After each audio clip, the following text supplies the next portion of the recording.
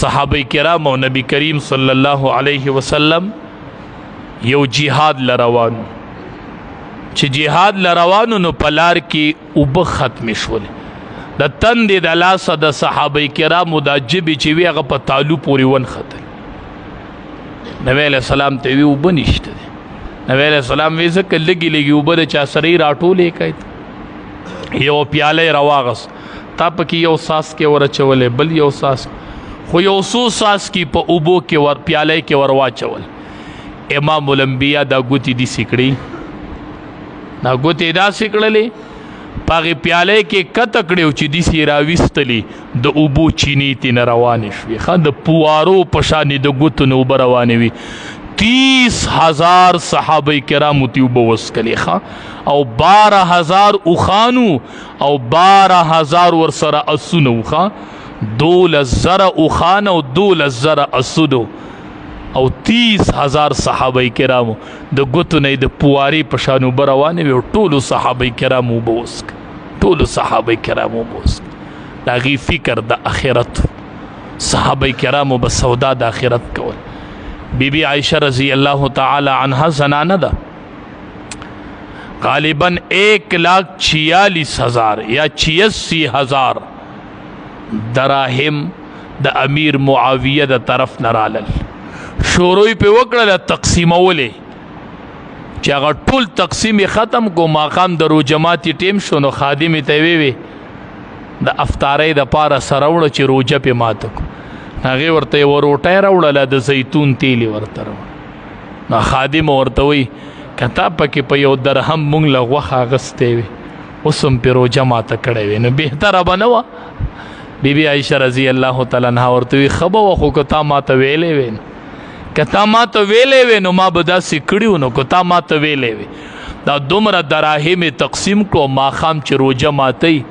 نه یوه روټۍ ده او د زیتون تیل یې راغستی دی او روټۍ روجه پې مات داسې دور و. نبی کریم صلی الله علیه وسلم له کس راغې میلمه نبی علیہ السلام بیبیانو کره سوال جواب وکړو وی میلمه راغلی دی سشتې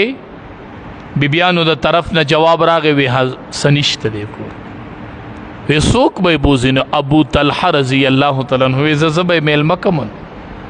چې کور ته ورغې بیبي ته وی میلمه به نن راولم د امام الانبیا میلمه دی راولمه خوراک شته بیبي ورته وی دومره دی چې ستا او ستا د بچو به وشي نو سیوا به پکې ګنجایش نه دومره دی نه وی ځه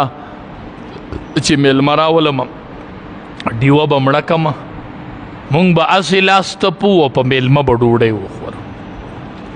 ابو طلحه رضی الله تعالی عنه میلمه راوست ډیوه مړه کوي خپله لاس تپوي او په میلمه ډوډۍ خوړي چې میلمه پوه نه شي چې دې ډوډۍ ونه خوړله. سهار چې جومات ته راغی نبی کریم صلی الله علیه وسلم ابو طلحه کوم ځای دی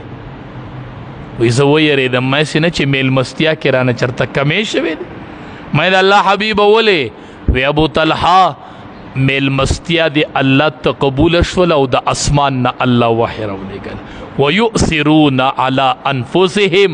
ولو کان بهم خصاصه. پیغمبره ستا د صحابو کې داسې کسان دي چې په ځان لوږه تیروي او هغه خوراک بل له ورکوي وی ستا میلمستیا الله قبوله کړله او د اسمان نه وحی رالاله ستا باره اسمان نه وحی رالاله ستا باره.